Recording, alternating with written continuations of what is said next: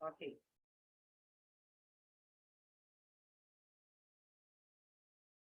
Boa tarde a todos.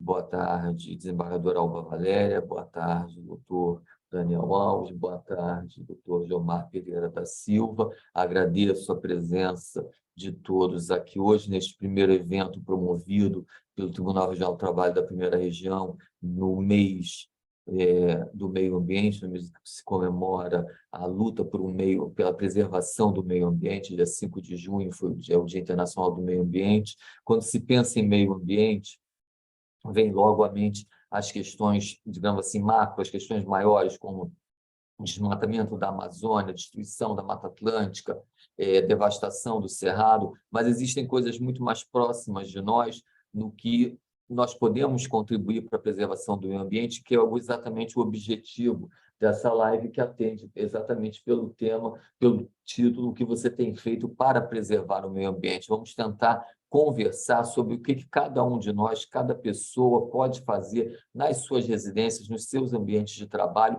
na sua vida social, para contribuir para isso, para a construção de um meio ambiente mais saudável para todos. Não vou prender, já estamos um pouco atrasados, não vou prender a atenção de todos, vou passar a palavra à desembargadora Alba Valéria para ela apresentar os nossos convidados palestrantes, para nós seguirmos. Agradeço mais uma vez a presença deles, peço desculpas pelo problema técnico que houve agora no início e vamos, doutora Alba Valéria. Boa tarde a todos, o Dr. Roque, em especial os palestrantes, Gilmar e Daniel, as pessoas com que, apesar do problema técnico, nos ajudaram a que essa live pudesse ser realizada. De fato, como falou o Dr. Roque na introdução, essa live realmente visa assim, marcar, né, esse mês, né, e o dia 5 de junho, que é o Dia Internacional do Meio Ambiente. Convidamos, né, os dois palestrantes que temos aqui, que é o Daniel Alves, que é biólogo, engenheiro, eletricista, informação e técnico em processamento de dados, responsável pela limpeza, gestão de resíduos e controle de pragas, foi, né, responsável dos Jogos Olímpicos de 2016, na construção de 12 centrais de reciclagem nas cidades sede da Copa do Mundo, em 2014, na implantação do projeto SEASA Sustentável, consultor do projeto coletivo de reciclagem de capacitação de cooperativas de materiais de recicláveis, coordenador de gestão de resíduos do Rock in Rio, né, atualmente coordenador de coleta seletiva da Conlurb. Temos também o nosso palestrante Jomar,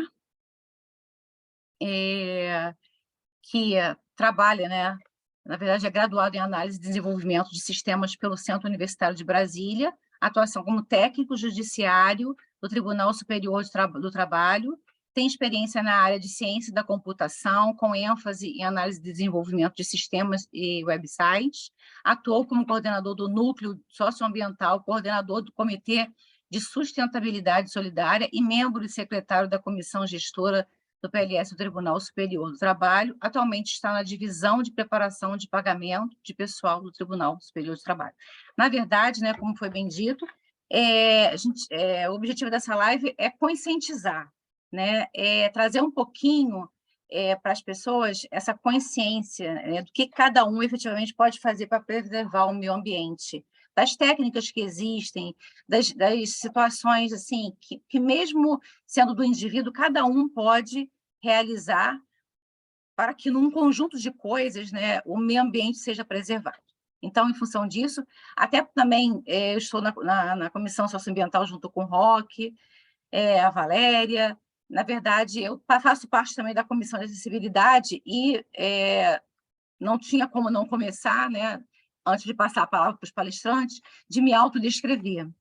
Eu sou uma mulher branca, uso óculos, com aro preto, tenho cabelos longos pretos, atrás de mim tem uma estante com livros, eu estou vestindo um vestido preto e branco. E assim, passo a palavra primeiramente ao palestrante Daniel, para nos informar de projetos, de situações que podem efetivamente preservar o meio ambiente. Seja bem-vindo, Daniel. Obrigado pelo convite, em principal aí a Valéria que fez todo o trâmite para que eu estivesse aqui agora, né, e me informou tudo certinho, manteve super a par do processo. O Jomar, que vai estar dividindo aí o espaço comigo, espero que a gente consiga conscientizar como é a proposta do projeto aí de vocês, e a gente precisa disso mesmo, de pessoas que abram canais para que a gente dissemine a informação, diminua a falta de informação, aumente a conscientização e consiga, de fato, colocar as coisas no eixo na medida do possível, né? Porque a ordem total nunca vai acontecer. Somos muitas cabeças ao mesmo tempo, pensando, agindo, com prioridades diferentes, mas se a gente tiver um norte aproximado, a gente caminha para frente, né? Não fica brigando as direções. Bom, vou compartilhar a tela aqui rapidinho.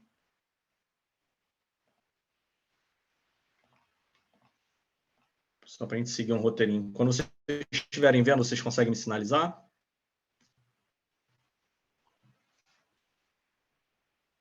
Vocês já conseguem ver a apresentação? Sim. Opa, perfeito. Aqui é uma capa simbólica, já com o tema do que foi proposto. Aqui é meu currículo, eu já fui apresentado, vou pular essa parte para a gente ganhar tempo. Falar um pouquinho da linha do tempo rápida aqui dos resíduos, né, do meio ambiente.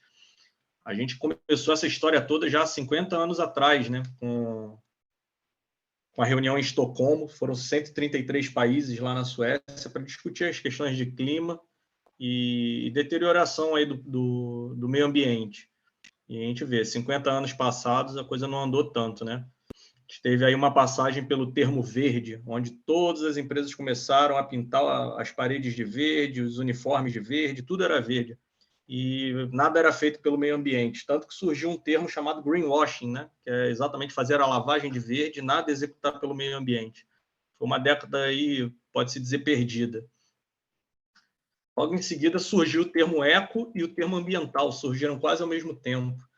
Então, tudo passou a se chamar ambiental, né? Limpeza ambiental, coleta ambiental, empresa ambiental, pensamento ambiental. Surgiu a educação ambiental e o eco a mesma coisa, né? Ecológico, eco. E em 92 teve a Eco 92 também, que puxou esse tema do eco, mas muito ainda a se fazer pelo meio ambiente. E aí surgiu o termo sustentável, que já está um pouquinho mais recente, mas já são dos anos 2000, né? A gente já está em 2023, e ele começou a trazer um olhar mais clínico para a questão do ambiental, né? De fato, trouxe os 3 pilares, o social, o econômico e o ambiental, e tentou fazer um equilíbrio, né? Começou a trazer métricas para o processo ambiental. E aí surgiu o termo circular, que reforçou o conceito de que não existe fora, tudo que a gente coleta e joga fora não é fora, né? Está dentro do mesmo circuito. A própria economia circular, entendendo que uma coisa tem que retroalimentar a outra. Afinal de contas, foi assim que a natureza criou tudo isso, e o ser humano, quando assumiu o controle aí de algumas questões, seguiu num conceito linear e perdeu o conceito circular. E agora a gente está vivendo aí a era do ESG, né? As 3 siglazinhas que falam exatamente do ambiente, do environment, do social e da governança, né? Que é o governance. Mas se a gente parar para pensar, não saiu muito da trilogia lá da sustentabilidade, que é o social, o econômico e o ambiental. O econômico acabou prolongando, né, estendendo o roteiro. Agora tem questão de moral, ética, controles, não só o controle monetário, mas o controle de toda a governança, de fato. Então, a expectativa é que o ESG traga todos os setores das empresas, das grandes corporações, para atuar em conjunto com a questão ambiental e social, que também é de meio ambiente, né? E aí virou a brincadeira, né? Todas as empresas agora têm que procurar o que elas têm dentro do E, do S e do G para trabalhar. Então, eu destaquei algumas aqui que, pelo meu cargo atual na Conlurb, acabam sendo sinérgicos. E aí a gente pode falar dos resíduos, que é o principal da Conlurb, né? O carro-chefe aí, manter a limpeza e a gestão de resíduos. controle da água, porque lixo e sujeira não tratados corretamente vão parar na água, então a gente tem um impacto direto. A geração de carbono, porque toda operação tem a questão de carbono envolvida. Aí no social, direitos humanos, diversidade, sociedade local nem se fala, a gente atua no município, então é presença nossa, e combate ao preconceito. E na governança, a parte de compliance, que é tradicional para qualquer órgão, né? Tem que ter transparência, tem que ter isonomia e uso do bem público de forma correta, né? Prestação correta do serviço, mitigar riscos e a confiança no serviço também prestado. Bom, tudo isso aconteceu em paralelo com a ONU, na sua cúpula, tentando designar as questões de objetivo sustentável, porque, historicamente, as empresas começaram com essa questão do verde, depois resolveram plantar árvore, né? Tudo que era feito se mitigava plantando árvore. Poluía um rio, planta 200 árvores. Jogou químico numa terra e deixou ela estéril, planta não sei quantas árvores em qualquer outro lugar. E acabou virando um tal de plantar árvore para resolver problemas graves, e isso começou a complicar. E aí a ONU resolveu criar índices, né, cartilhas e tópicos para se tratar alguns temas que são importantes, até para aguçar a criatividade. Às vezes as empresas queriam fazer algo e não sabiam nem o que fazer. Então, são essas 17 hoje atuantes, e dentro delas tem os desmembramentos, né? E aí, falar um pouquinho dos personagens da reciclagem. Bom, quando a gente fala de reciclagem, não tem como não citar catador. É um personagem importante. 90% do material reciclado hoje no município passa pela mão dos catadores. Só que poucos conhecem a nuance desses personagens. Quando a gente fala catador, ou a gente pensa no catador de rua, ou a gente pensa nas cooperativas, que são os catadores organizados. Mas esquecem que, por muito tempo, eles trabalharam em lixões, né, de certa forma informais e sem muita estrutura, sem apoio, até que os lixões fossem fechados e eles fossem encaminhados a se conglomerar, formando as cooperativas. Então, muitos catadores de rua e ex-catadores de lixão se juntaram e montaram cooperativas, mas ainda existem catadores de rua, e a gente ainda tem as variações dos carrinheiros, que são esse pessoal que puxa carrinho, e os carroceiros, que ainda exploram a força animal, a atração animal, para exercer o trabalho. Bom, a gente não precisa nem falar que são condições insalubres de trabalho, muitas vezes não dignas, sem direitos à EPI ou a condição de pagar um INSS. Então, independente de posicionamento ou de crença, é fato que trabalhar na rua, trabalhar explorando a força animal que gera maus tratos, ou tendo que depender da força do próprio corpo em exaustão para puxar peso, sem um amparo legal, sem um amparo de um INSS, né, pago, de EPI correto para trabalhar, isso é nítido que não é a forma mais apropriada. Muitos querem continuar assim na informalidade, é um direito, é a nossa liberdade, é a nossa democracia, mas a gente não pode esperar que todo um sistema, toda uma estrutura trabalhe para fortalecer isso. A gente tem sempre que coibir e direcionar, canalizar as energias para institucionalizar e dar a condição igualitária para todo mundo. E para vocês verem, até hoje, as cooperativas organizadas ainda são tratadas como potenciais poluidores.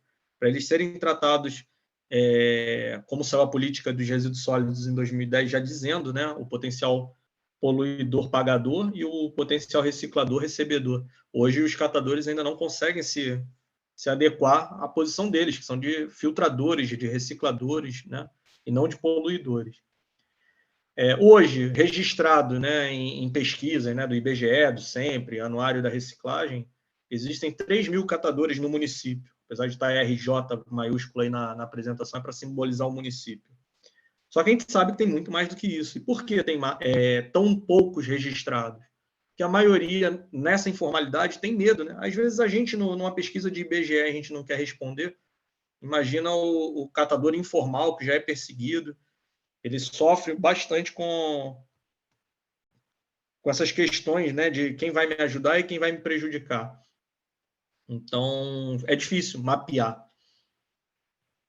eles são caracterizados pela fragilidade, né, no emprego, como eu falei, exploração e a baixa remuneração. Eles têm um limite operacional ali que não permite eles ganharem mais. E aí vem a questão dos clandestinos. A gente estava conversando um pouquinho antes da live vir aí ao ar, que existem métodos alternativos que não o da Conlurb, né, os institucionalizados pelo governo. Só que alguns são autorizados, eles seguem toda a regulamentação, têm um comportamento aceitável, né, procuram fazer as práticas de acordo com a lei, estimulando, de fato, o desenvolvimento social, econômico e ambiental. E existem os informais, que também seguem um comportamento adequado, porém não tem a formalização. Esses não são um problema nesse cenário, na minha perspectiva. Pois eles conduzem, eles são sempre canalizados para o correto, né? Para se legalizar, para se estruturar. Por mais que eles passem a vida inteira sem se registrar, eles têm um comportamento que é aceitável para a sociedade, né? Não estimulam crimes ou roubos, né? Atitudes ilícitas. Porém, existem os clandestinos. Esses acabam atuando de forma periférica à lei, né? Marginal, a lei, e acabam estimulando ações que não beneficiam o sistema como um todo. Pelo contrário, até enfraquecem a reciclagem, se a gente parar para pensar. Ou porque não passam informação, ou porque exploram alguma parte da cadeia, ou porque não utilizam dos recursos de forma adequada. No caso dos clandestinos, e a gente pode ver aí representado pelas fotos, exceto o catador que está ali, só para vocês entenderem a relação de exploração, eles, além de estarem na ilegalidade, que, como eu falei, não é um problema principal, o fato de não ter um CNPJ, mas eles trabalham em precarização do trabalho. Vocês podem ver alguns veículos aí em condições absurdas para transitar no trânsito, com a questão do equilíbrio do veículo comprometida, podendo causar um acidente, um freio falhar e o peso em excesso do veículo causar, de fato, um acidente e gerar morte. A relação insalubre entre os entes, né? Ele não tem licença ambiental, ele não paga os direitos trabalhistas de quem trabalha com eles, exploram os catadores mais fragilizados de rua. Tem o passivo ambiental, que eu vou tentar passar um vídeo rapidinho de 4 minutinhos no máximo, para vocês verem a condição, porque usam de terrenos ilegais, não tiram licença, não fazem a proteção para escoamento nem de solo, e acaba que esse resíduo que não é comercializável ou que tem baixa comercialização acaba indo para a beira de rio ou lixões clandestinos. E aí gera um outro problema social, ambiental e para a gestão do município. E eles estimulam a depredação do patrimônio público. Como? O fragilizado catador de rua, ele precisa ganhar dinheiro, ele precisa correr contra o tempo, porque a relação de trabalho dele, enquanto a gente está fazendo a nossa live aqui, no final do mês o nosso salário entra. Ele cai a gente trabalhando, conversando, estando sentado ou tomando um cafezinho. O catador, seja ele de cooperativa ou de rua, a remuneração dele está diretamente ligada à produção. Então, se ele não produz, ele não ganha. Ou se ele produz mais, ele ganha mais. Se ele produz menos, ele ganha menos. E aí o clandestino, como ele tem terrenos espalhados e difusos pela cidade e mais próximos para abranger essa capilaridade da cidade, o catador de rua acaba vendendo para ele, porque é o local mais próximo para vender o resíduo. E aí ele acaba pagando para o catador de rua um valor muito abaixo do que a comercialização tradicional. Pela fragilidade e necessidade, o catador de rua aceita essa condição, mas não porque ele não quer algo diferente, mas porque ele precisa aceitar essa condição. A relação dele é peso nas costas, quanto mais rápido eu vender, melhor. Por isso eu propago que esses catadores de rua eles têm que se organizar assim, não por uma obrigação ou nada do gênero, mas porque é o caminho mais salubre para o exercício da função. E esses clandestinos, eles, por parecerem para os leigos uma cooperativa, eles acabam difamando o trabalho correto e institucionalizado das cooperativas.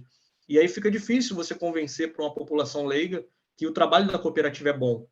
O que eu mais ouço aí na minha constância do trabalho é que ninguém quer ter uma cooperativa perto porque o cheiro fica ruim, porque atrai pragas. E o funcionamento de uma cooperativa é exatamente o oposto. É manter um material limpo, reciclável, sem odor. Muitas são apoiadas por empresas controladoras de pragas, que fazem regularmente o controle de pragas.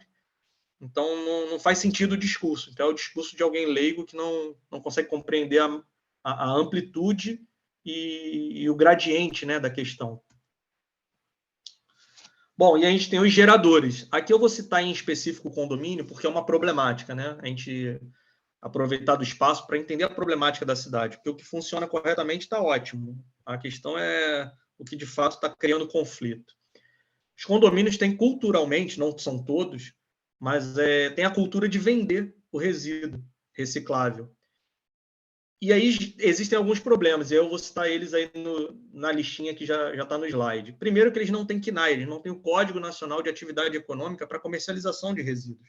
Percebam, uma cooperativa que tem, por essência, e atividade fim, né, ofício, a triagem e a comercialização de resíduos, ela sofre uma série de sanções legais, trabalhistas, ambientais, de bombeiro, alvará, para poder realizar a função delas vendendo resíduo. No entanto, os condomínios aqui no Rio de Janeiro, cenário município, que não deve ser muito diferente dos outros estados, não sofre sanção nenhuma. Ele consegue comercializar resíduo como se ele fosse uma mini cooperativa, né? E aí quem exerce essa função de triar internamente é o agente de limpeza, o famoso ASG, Auxiliar de Serviços Gerais, que não é capacitado para isso, muitas vezes não recebe o EPI, acaba tendo direito à insalubridade ou periculosidade, que também não é paga, então gera um passivo trabalhista aí posterior. Então, há uma série de problemas que vão se acumulando aí nessa questão de não ter a atividade designada, né? Não ter a permissão de vender resíduos, de comercializar. A licença ambiental, que toda a área de armazenamento para esse fim, de processar o resíduo e comercializar, ela é uma licença ambiental diferente, não é a licença que o condomínio necessita para a implantação de um condomínio. E eles acabam vendendo para quem esse material? Para os irregulares, que são esses clandestinos. Por quê? Porque eles se localizam mais próximos, compram esse resíduo em menor volume, diferente de um aparista, que compra de um volume maior, diferente de uma cooperativa, que normalmente rejeita a compra, ela se nega a comprar, pelo contrário, ela luta hoje por ser remunerada pela atividade dela, então não faz sentido ela querer remunerar alguém que está fornecendo o material. E aí os condomínios terminam por não priorizar o envio para a cooperativa, que também é um crime perante a Política Nacional de Resíduos Sólidos e a 10.936, que faz a instituição dessa política, né? E aí a gente acaba sofrendo com a desinformação do pessoal, do público condomínio, e de engajamento. Por que desinformação e engajamento? Desinformação porque a maioria vende e verbaliza batendo no peito que o condomínio faz reciclagem, que está correto, que está tudo direitinho, falam com orgulho. Quer dizer, não conhecem a problemática da cidade. Não é nenhum pecado, aqui não é a função julgar ou criminalizar ninguém, mas, de fato, não entendem o quanto que uma ação gera de prejuízo ou dano ao sistema como um todo. Porque esse material não indo para a cooperativa, sobra para a cooperativa o material de menor valor. Sobrando o material de menor valor, é mais trabalho para ganhar menos, né? Eu costumo falar até com relação à cooperativa que não tem empresário no mundo que seria louco o suficiente para abrir um negócio que você não pode escolher a qualidade da sua matéria-prima, não pode escolher o valor que você vai vender o teu produto, ainda disputa com clandestinos que pagam, né, por ter ilegalidade, eles têm margem para poder comprar o seu resíduo e atender o seu cliente pagando ao seu cliente ao invés de cobrando, e ainda não ter aceitação pública, né? Não ser valorizado pelo público. Ter um produto que não é bem visto pela sociedade, apesar de ser um produto essencial, né? Não tinha que haver a questão de ser bom ou ruim. Gosto público não entra nesse aspecto. E engajamento porque a gente sofre, né? Eu, como atuante da Conlurb, eu dedico mais tempo à disseminação da informação, à educação, à conscientização, do que à operação em si. Porque a população não descarta correto, automaticamente a gente bota caminhão na rua e o caminhão volta vazio. E aí a gente passa a ter que justificar o porquê que o caminhão voltou vazio. Então, a gente tem algumas problemáticas, que é colocar o lixo na calçada. O catador de rua passa antes e leva esse material, né? Muitos deles não são catadores por profissão, são pessoas em condição de rua que acabam usando esse dinheiro do resíduo para usar drogas e acabam se fragilizando e cometendo outros crimes, roubando tampa de bueiro, fio de cobre, que é um dos materiais mais valorizados na reciclagem, e vendem para esses clandestinos. A cooperativa não compra cobre se ele não tiver procedência definida. Então, é uma problemática que a gente vive aí. Então, é mais ou menos isso aí. Eu vou passar um videozinho de 4 minutos, até consigo interromper ele antes. Me sinalizem se vocês estão vendo o vídeo quando o carrinho sair da tela, tá? Esse é um lixão clandestino na zona oeste do Rio de Janeiro, pertinho aqui de mim, da minha casa. E por incrível que pareça, está do lado da Barra da Tijuca, num dos metros quadrados mais valiosos aí da região, ao lado do Rio 2, do Cidade Jardim. E você vê aí caminhões aparentemente legais transitando com resíduo e levando para esse lixão clandestino. Vocês podem ver uma fumaça saindo do resíduo, quer dizer, ele está com fogo, ou às vezes até a combustão espontânea desse resíduo, comunidades ao redor. A gente pode ver pela imagem que o resíduo ele não é muito colorido, então ele não caracteriza o resíduo reciclável. Então pode parecer que o problema não é com o reciclável, mas é porque o reciclável para antes, numa pseudo-cooperativa, né? Que não é uma cooperativa, também é nem um ferro velho, pode-se dizer, porque eu ainda acho que o ferro velho tem legalidade ali no processo de registro ou de funcionamento, como eu falei anteriormente. Vocês podem ver a exploração animal, maus tratos, animais sendo alimentados com esse lixo, o que propaga doenças, né? A gente volta lá para os livros de estudos sociais dos anos 80, o porco levando as doenças aí para o lençol freático, para a beira dos rios. E esse vídeo eu escolhi porque ele é muito emblemático. Ele está numa região de alto valor imobiliário, ao lado de um rio, então vocês vão ver a problemática do resíduo e parar no rio. Tem uma pseudo-cooperativa funcionando ao lado, tem acúmulo de pessoas usando droga no entorno. E aí causa desvalorização do bairro. Pneus, vocês podem ver muitos pneus abandonados, barricas, que são esses tonéis, também ao relento, o que aumenta também a disseminação de pragas, né? Profissionais trabalhando sem EPI, de chinelo. Agora vocês podem ver um caminhão descarregando aí comida. Provavelmente foi uma empresa de alimentos, um mercado, um hortifruti, uma central de abastecimento que pode ter contratado, achando que está contratando a empresa corretamente, pagando por esse serviço, mas como não acompanha a documentação, não exige os manifestos, não exige a nota fiscal de destinação do resíduo, acaba sofrendo com isso. E lembrando que a lei diz que o resíduo é corresponsabilidade. Então, desde a indústria, passando pelo distribuidor, pelo consumidor que descarta, pelo contratante, né, que contrata uma empresa de transporte e coleta. Olha aí a falsa cooperativa. Você vê que é aberta, não tem nenhuma divisão, o pessoal jogando lixo na beira do rio. Muito material reciclável ainda, mas como tem um valor baixo na comercialização, acaba provocando isso aí. Ó.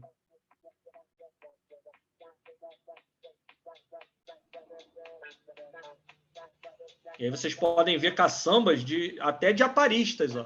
Caçambas novas, bonitinhas, sendo colocadas ali, porque o aparista ele quer ganhar dinheiro, ele quer tirar o resíduo dali. Ele é um formalizado, ele é legalizado, mas ele tem relação também com esses informais. Um catador de rua com seu carrinho de supermercado, provavelmente roubado, né, ou doado, enfim, não dá para saber, mas jogando lixo que ainda pode ser reaproveitado ou pelo menos destinado corretamente, mas como a comercialização é baixa, já não vale a pena para ele. Aí vocês podem ver pessoas usando droga, pessoas que estão fragilizadas socialmente. A ideia não é criminalizar, é mostrar a problemática que traz o resíduo. Alguns já criando barracos ali na beira do rio. E bem numa avenida, né? Eu passo todo dia para ir trabalhar por ela. Então é uma avenida bem movimentada, não é algo que a maioria pensa que acontece clandestinamente, então acontece escondido, né? Difícil de achar, muito para o interior ou longe dos grandes centros urbanos. Pelo contrário, como eu falei, essa rua é paralela a uma rua onde passa um BRT. Quer dizer, a gente estava falando da cidade olímpica, né? perto do Parque Olímpico, inclusive, daqui para o Parque Olímpico, dessa localização para o Parque Olímpico, é pertinho. Olha aí, ó, peças de carro roubada, portas de carro, né?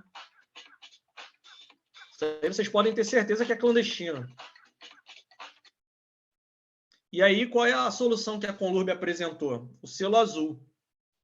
O selo azul, ele visa se aproximar mais do cliente, né, que é o contribuinte, os domicílios, só que é muito difícil a gente atingir casa, o unifamiliar. E aí, nas discussões internas, a gente pensou, como resolver isso? Ficou a área cinza, né, que são os condomínios, que nem são grandes geradores, porque a lei diz que os domiciliares não estão inclusos, né, como grandes geradores, e condomínio apesar de ser um CNPJ, uma pessoa jurídica, ele não é de fins comerciais ou industriais, então ele se classifica como domiciliar. Então foi a zona cinza que a gente encontrou. Pô, vamos tentar nos aproximar dos condomínios e implantar coleta seletiva nos que não tem e tentar fazer com que essa coleta seja destinada para a Conlurb e não ser vendida mais e nem colocada na calçada de forma livre a ponto de um catador de rua não profissionalizado, porque o profissionalizado ele tende a querer ser organizado, a não abrir saco e espalhar o lixo pela cidade, a não roubar papeleira, fio, tampo de bueiro. Mas o em condição de rua, fragilizado, que não é um catador profissional, ele está pouco ligando para isso, né?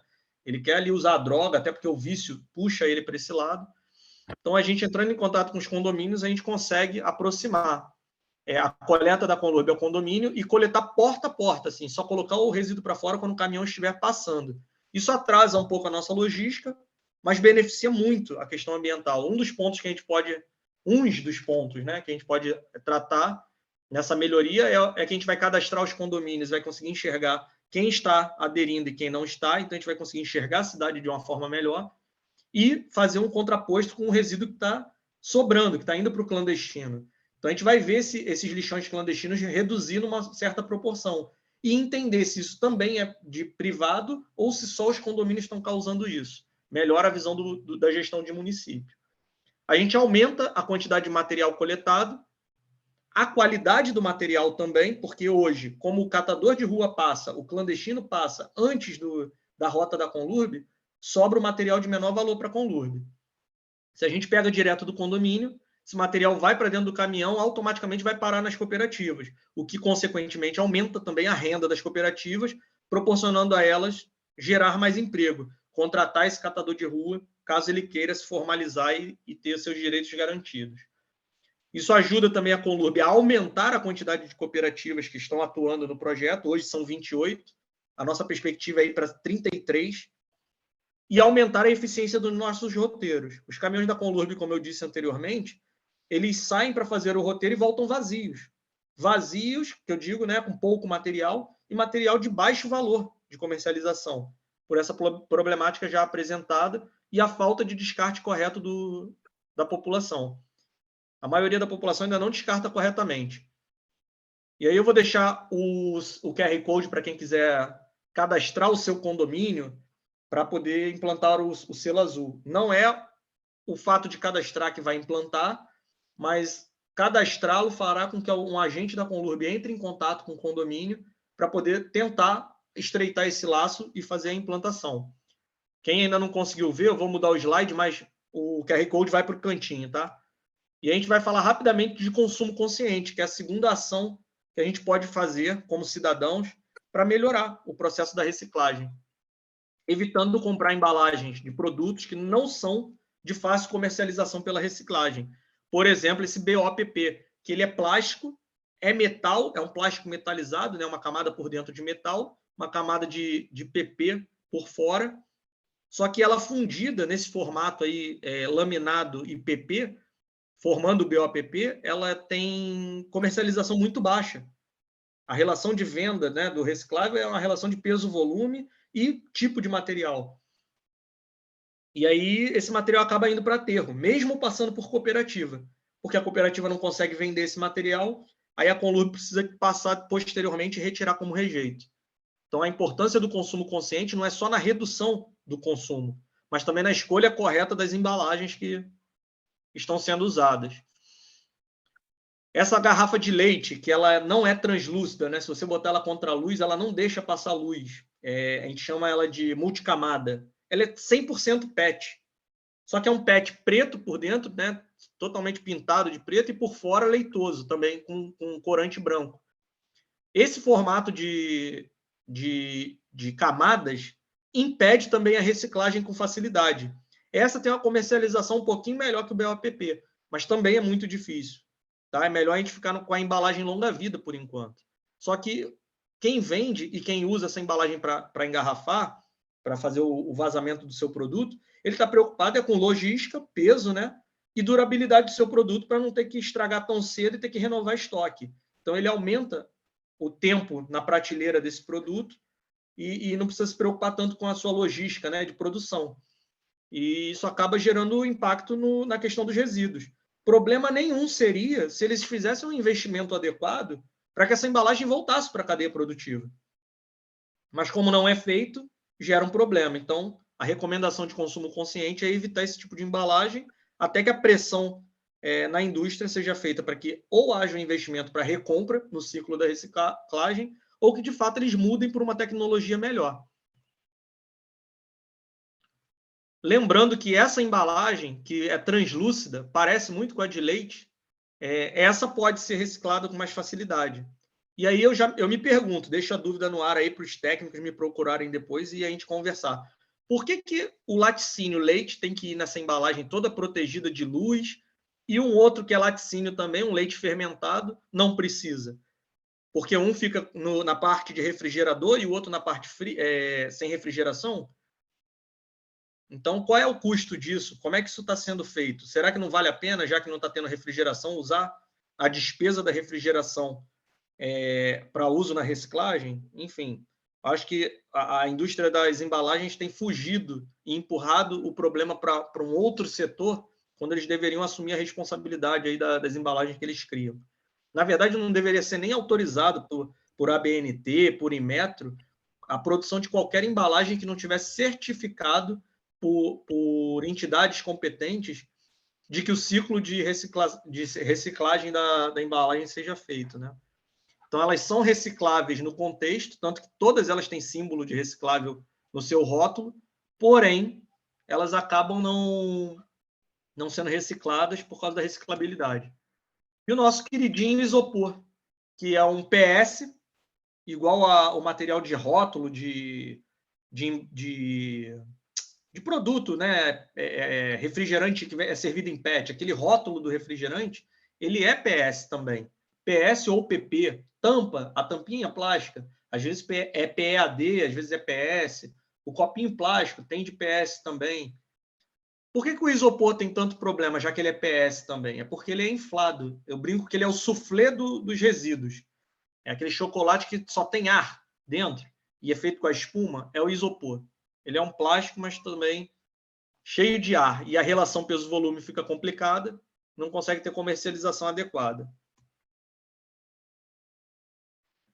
Então, tendo essas duas ações, descartando corretamente, sendo um condomínio ou uma empresa não grande geradora ainda, e utilizando-se do consumo consciente, a gente já consegue ter essas melhorias citadas aí no slide, forçar a indústria a produção de embalagens corretas, equilibrar a geração de resíduo, né, pela população, por nós mesmos como indivíduos, aumentar o índice de reciclagem com isso, melhorar a qualidade do reciclável que está sendo encaminhado para o ciclo de reciclagem institucionalizado, aumentar a renda de catadores e estimular a abertura de novas cooperativas ou o crescimento das existentes, reduzir a depredação de patrimônio, como eu citei, né, o estímulo a roubo de fios, as próprias papeleiras da Conlurb, tampas de bueiro, melhorar a limpeza do município, porque não vão ter mais sacos de lixo rasgados pela cidade, não vão ter lixões clandestinos, onde quando chove o lixo lixivia e volta para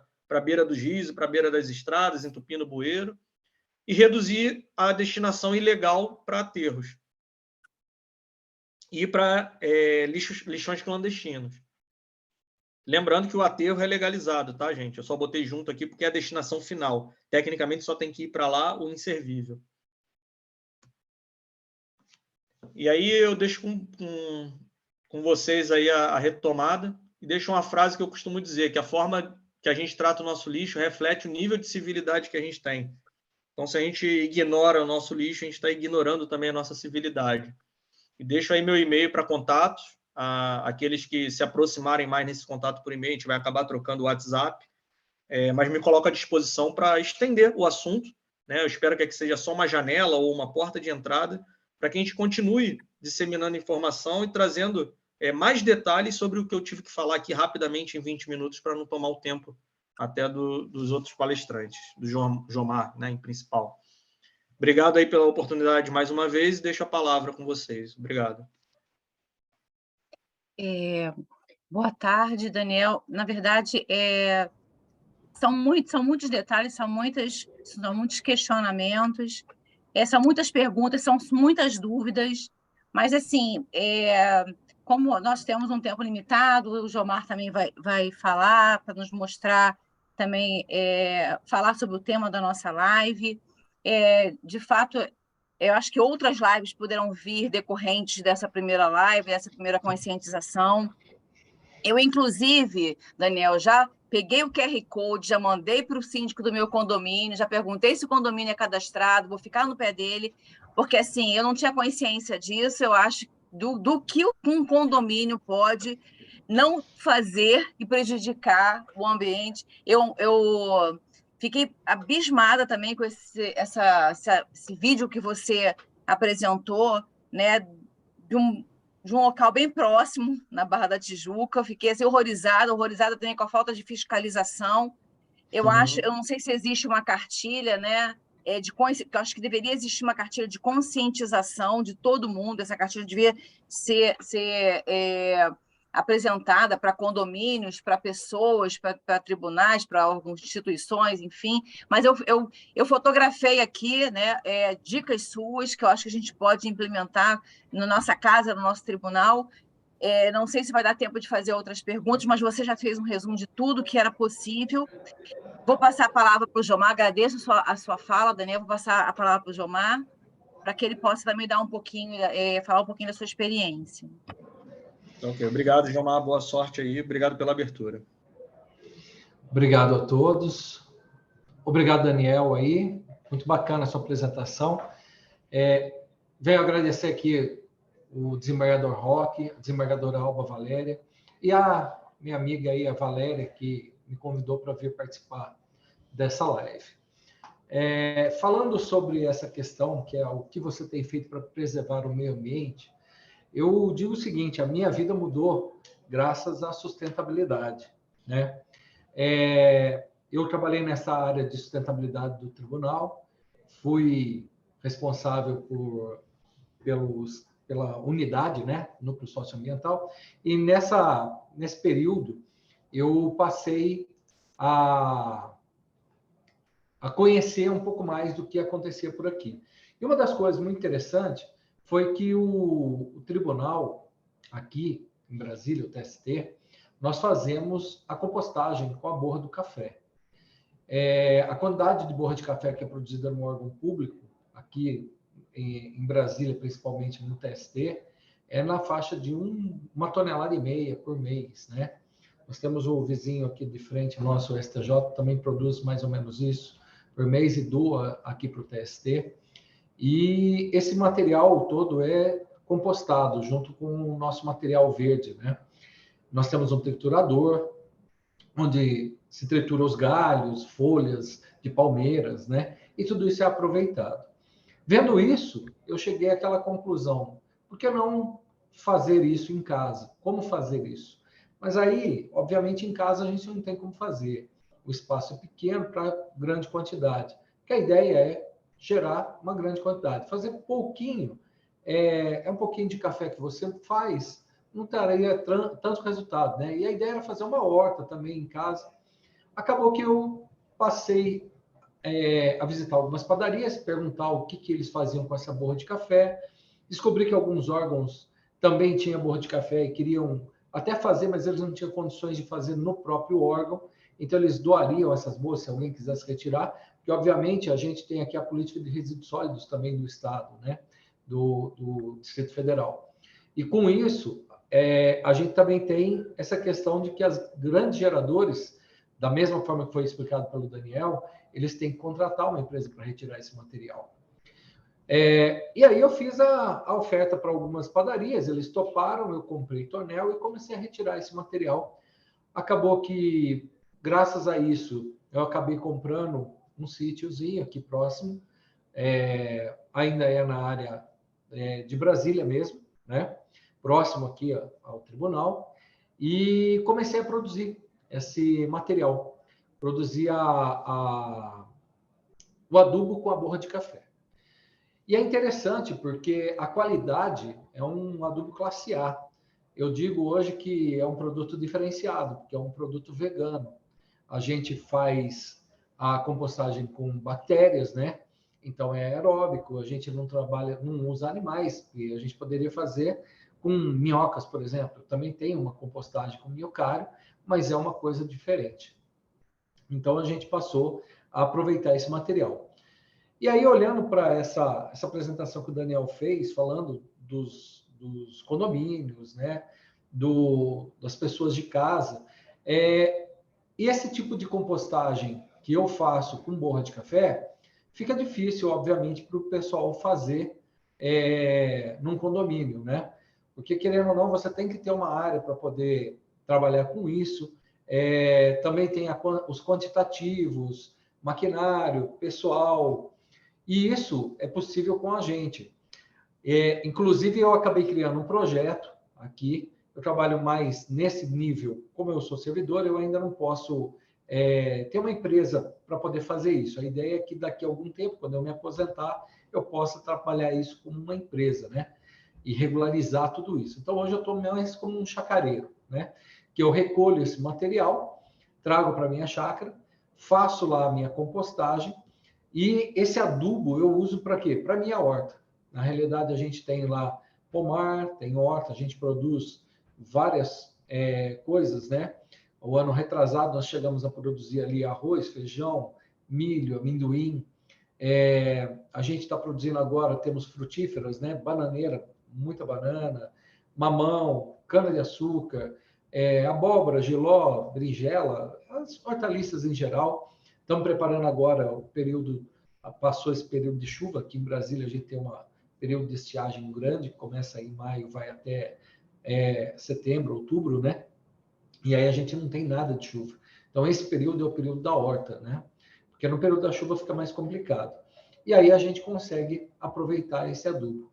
E aí, o que eu faço hoje é esse aproveitamento. Tem alguns colegas que chegam para mim e falam assim, ô, João, mas e se eu quiser mandar lá para você a borra de café? Então, tem um outro colega meu que mora em apartamento, a gente faz um esquema de vez em quando passar, é próximo do tribunal, ou ele traz, ele junta lá a borra de café dele, é pequena quantidade, e uma vez por mês traz para mim. Então, são coisas que a gente vai conseguindo fazer no dia a dia, né? O aproveitamento de algumas outras coisas, por exemplo, a coroa do abacaxi, né? As pessoas normalmente você compra lá o abacaxi no supermercado, na feira, tira a coroa e joga fora. A coroa do abacaxi você pode simplesmente plantar e daqui um tempo, um ano e meio mais ou menos, é a previsão, há 2 anos, você tem um abacaxi. A gente lá no sítio, tudo a gente vai plantando todas as coroas de abacaxi. O pessoal aqui no tribunal às vezes traz para mim a coroa que fez o suco em casa, e aí ela me traz e deixa na minha mesa, eu levo lá para o sítio, planto. Então, a gente tem essa dinâmica do aproveitamento, né? Eu queria aqui abrir para vocês poderem fazer perguntas, né? Eu tenho bastante coisa para falar para vocês, eu sei que o tempo está escasso, acho que é interessante a gente abrir aqui, doutora Alba, a Valéria, doutor Roque, o Daniel, se quiserem participar comigo aqui e vir fazer perguntas para mim sobre a compostagem ou sobre o trabalho nosso com relação ali à nossa chácara, produção, orgânicos, né? A gente produz muito orgânicos. Fique à vontade, estou convidando para que venham aqui participar comigo.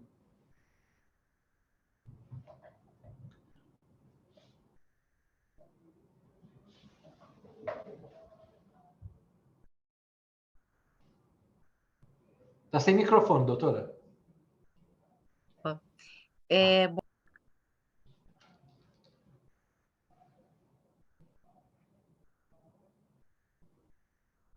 Desculpa, acho que foi.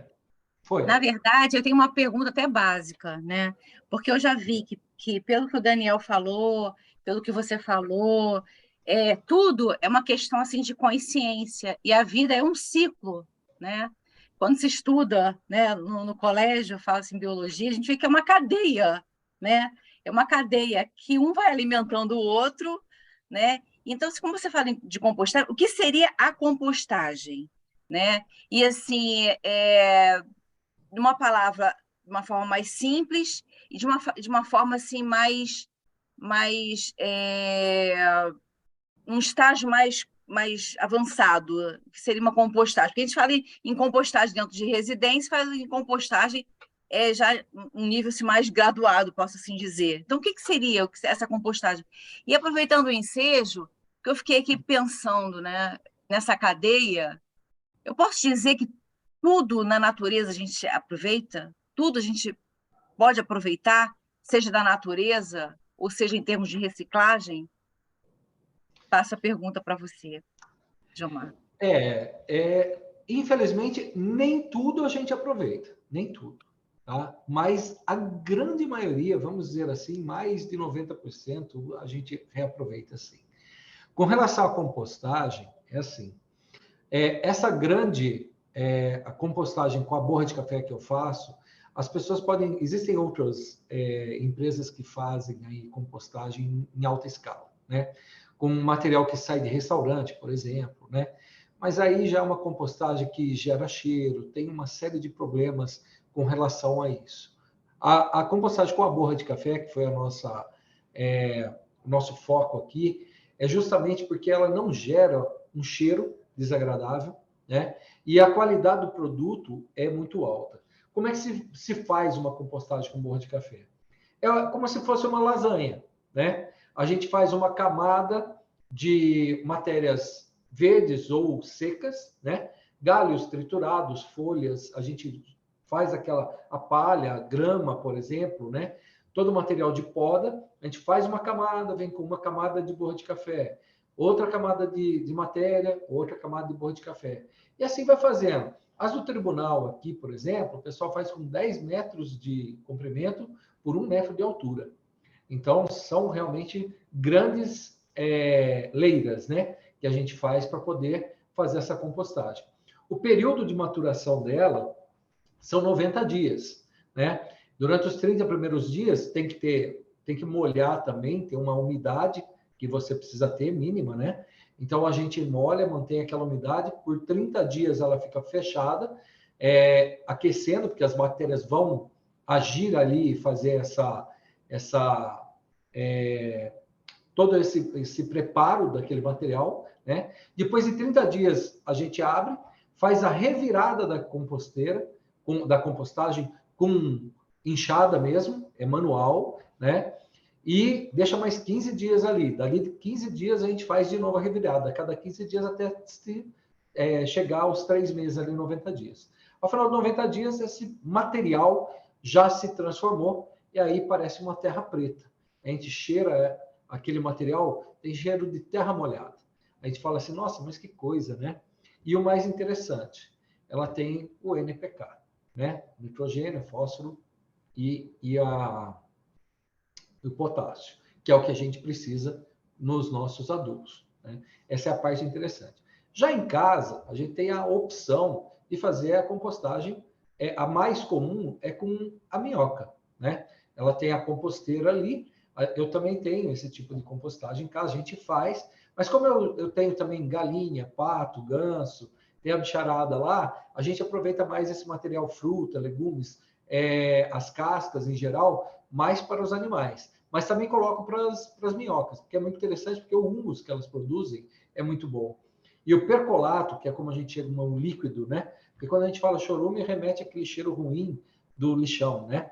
Então, hoje a gente chama de percolato esse material líquido que sai do minhocário, que é um excelente adubo líquido, muito bom, por sinal. A gente precisa fazer a diluição, não se usa ele puro, porque pode queimar ali a planta, pode danificar, mas é um excelente adubo. Então, esse já é mais fácil, porque você já trabalha com os alimentos em casa. tem algumas restrições. Por exemplo, você não pode colocar cítricas, não pode colocar temperos fortes, nada que seja derivado de leite, por exemplo. Então, tem algumas restrições, porque pensando no minhocário, a gente tem que lembrar que a minhoca é um animalzinho de estimação, vamos dizer assim.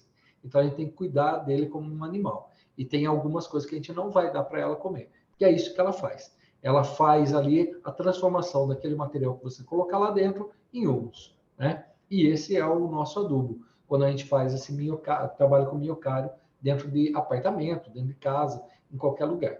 Então, essa é a diferença, talvez, de uma escala maior, né? Não que não se possa fazer um minhocário grande, já fizemos também. Aqui no tribunal a gente tinha. Mas aí também depende de muito material que chega. Um restaurante, por exemplo, pode fazer esse tipo de coisa. Né? Eu já ajudei um restaurante vegano aqui em Brasília a fazer esse tipo de coisa. É bacana, mas já dá um pouco mais de trabalho, né? Podemos aí, dizer então, Jomar, que teríamos como benefício da compostagem diminuir a quantidade de resíduos enviados aos aterros, não sei, pode ser uma fonte de renda, né, para quem produz. Ele também ajuda na proteção do solo contra a degradação. Tem algum outro benefício da compostagem que você pode declinar para a gente agora? Sim, tudo isso que foi falado é efetivamente, tá? É ganho, se a pessoa quiser vender, começar a fazer mais em alta escala, ela consegue, com certeza. O percolato, por exemplo, que é esse líquido das minhocas, é caro. Quando você vai procurar no mercado, você vai ver que é um adubo caro, o adubo líquido, né? O humus mesmo também é muito utilizado e também é um produto muito rentável, se vende. E tudo isso você consegue reduzir a quantidade de lixo que vai efetivamente para aterro sanitário ou para algum lugar que não deveria, né? Com isso, você consegue reduzir e melhorar, inclusive, e pode aproveitar. Eu tenho planta, eu quero plantar em casa, eu tenho lá meus vasinhos na minha varanda. Beleza, você pode aproveitar tudo isso. E é uma forma simples e prática ali de cuidar, né? O Daniel parece estar querendo falar alguma coisa, Daniel? Eu até vou chamar a Valéria e o Dr. Roque, né? Até mesmo porque a gente já está caminhando para o final, e eu ia até depois fazer uma perguntinha para o Daniel, ou passar para o Roque para que ele possa também fazer uma pergunta, a Valéria, se for o caso. Não era exatamente sobre isso. Eu queria saber do Daniel se aqui no Rio de Janeiro, promovido pela Conlurb ou por alguma outra entidade, se ele tem conhecimento de um trabalho assim, de estímulo à compostagem. uhum. Perfeito. Bom, o fórum, se eu fosse falar tudo, não ia ter espaço para o Jomar falar, porque eu nem entrei na operação da Conlurb. E eu tenho certeza que até as dúvidas sobre a operação, dúvidas do cidadão mesmo, iam tomar mais tempo até do que a apresentação dos dois juntos. Mas a Assim, Conlurb, ela tem... só um minutinho, existe alguma cartilha da Conlurb, algum resuminho para a população? Existe? Eu não Sim, sei. no site da Conlurb tem todo esse material digital que pode ser usado, veiculado Mas livremente por qualquer cidadão. Entendi. A Conlurb ela faz também pesquisas com relação à compostagem. Que a compostagem, como o Jomar mesmo já falou, ela tem um processo mais lento e a cidade ela funciona velocidade de Fórmula 1. A compostagem funciona velocidade de passeio, né?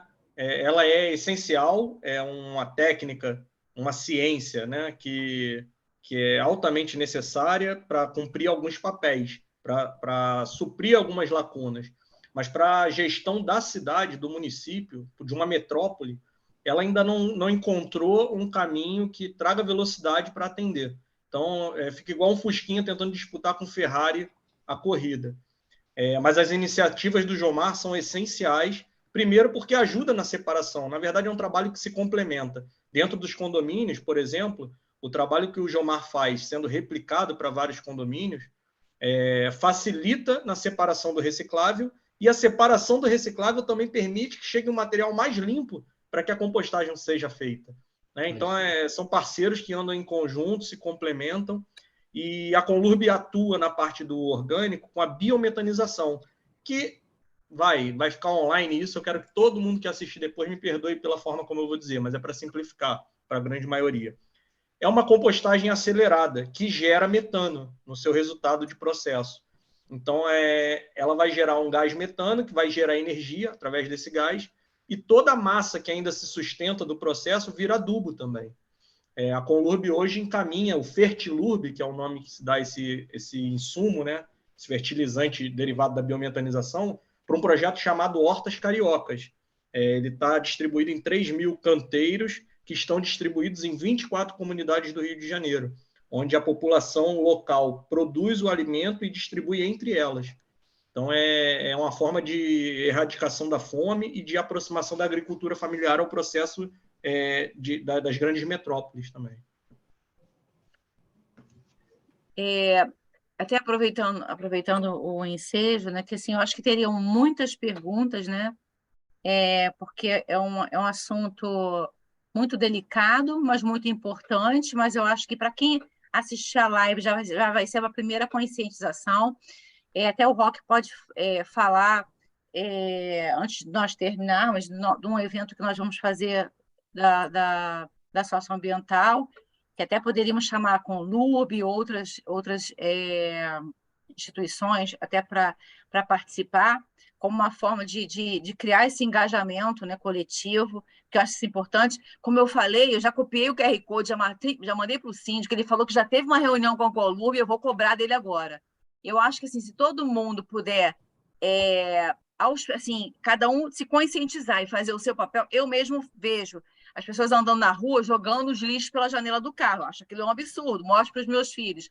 Não pode fazer isso. Eu boto o lixo na minha... Não tem uma lixeira, eu boto na minha bolsa. Então, assim, colégios, instituições, né? Eu acho que, assim, engatinhando e, assim, aos pouquinhos, essa conscientização tem que partir de cada um de nós, de onde a gente reside, do nosso trabalho. É um trabalhinho de formiguinha, mas eu acho que é válido. Aí eu vou passar... o Jomar quer falar? Pode falar, Jomar?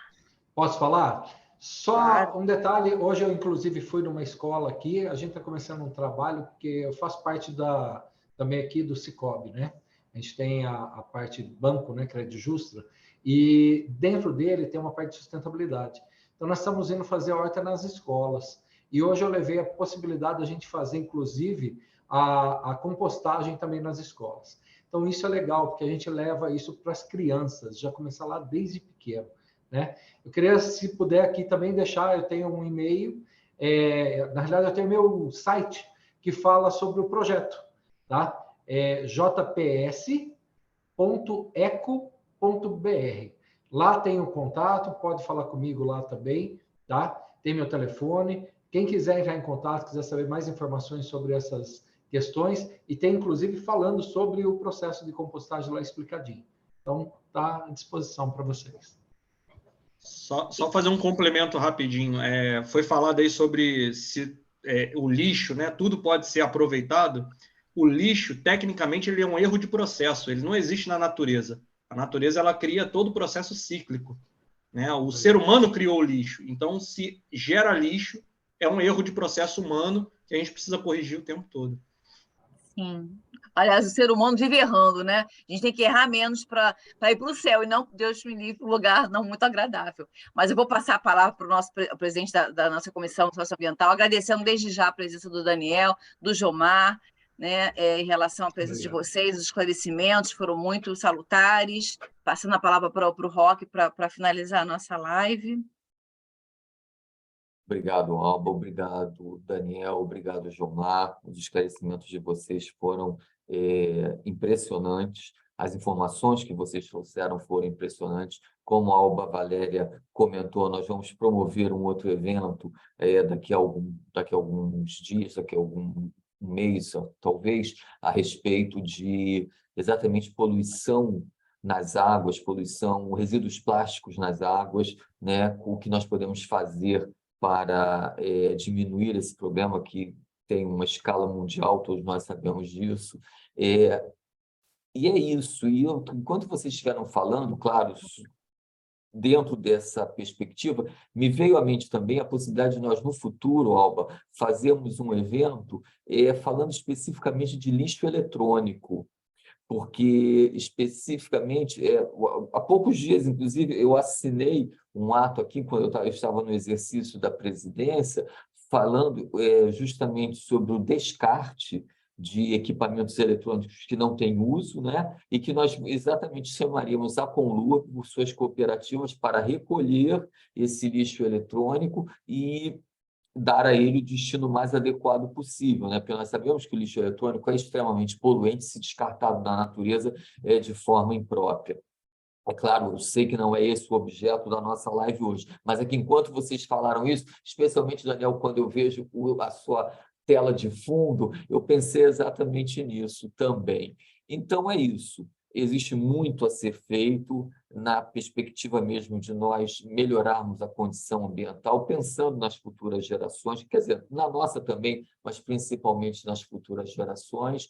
O Tribunal Regional do Trabalho da Primeira Região vai tentar fazer o que lhe é possível, a parte que lhe cabe nesse latifúndio, convocando especialistas como vocês para falarem às pessoas nessa linguagem, uma linguagem acessível, fácil, que as pessoas possam compreender e assimilar de imediato.